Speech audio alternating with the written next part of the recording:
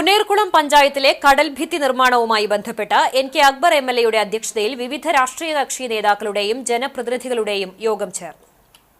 നിലവിൽ ബജറ്റിൽ വകയിരുത്തിയ 4.5 കോടി രൂപ വിനിയോഗിച്ച് 1/2 കിലോമീറ്റർ ദൂരത്തിലാണ് കടൽഭിത്തി നിർമ്മിക്കുന്നതെന്നും കടൽക്ഷോഭ ഭീഷണി നേരിടുന്ന പ്രദേശങ്ങൾ പ്രത്യേകമായി നിരീക്ഷിച്ചതിന്റെ അടിസ്ഥാനത്തിലാണ് ഈ പ്രദേശം ആദ്യഘട്ടത്തിൽ ഉൾപ്പെടുത്തിയിട്ടുള്ളതെന്നും എം.എൽ.എ വ്യക്തമാക്കി.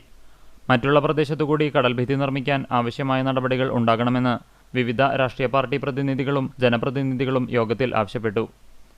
ആദ്യഘട്ടമെന്ന നിലയിലാണ് 500 മീറ്റർ വരുന്ന പ്രദേശത്ത് കടൽഭിത്തി നിർമ്മിക്കുന്നതെന്നും കടലാക്രമണ ഭീഷണി നേരിടുന്ന ബാക്കിയുള്ള പ്രദേശത്തുകൂടി കടൽഭിത്തി നിർമ്മിക്കുന്നതിന് പദ്ധതി തയ്യാറാക്കി സർക്കാരിലേക്ക് സമർപ്പിക്കുമെന്നും എം.എൽ.എ യോഗത്തെ അറിയിച്ചു.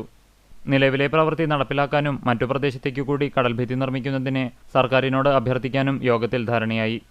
പ്രദേശത്തെ കുടിവെള്ള പ്രശ്നം പരിഹരിക്കുന്നതിന് ആവശ്യമായ നടപടികൾ സ്വീകരിക്കുമെന്നും മഴവെള്ളം കടലിലേക്ക് ഒഴുകിപ്പോകുന്ന അറപ്പത്തോടുള്ള പ്രദേശത്ത് സ്ലോയിസ് ഉൾപ്പെടെ നിർമ്മിക്കുന്നതിനുള്ള സാങ്കേതിക പരിശോധന നടത്താൻ ഇറിഗേഷൻ വകുപ്പ് ഉദ്യോഗസ്ഥരെ യോഗം ചുമതലപ്പെടുത്തി.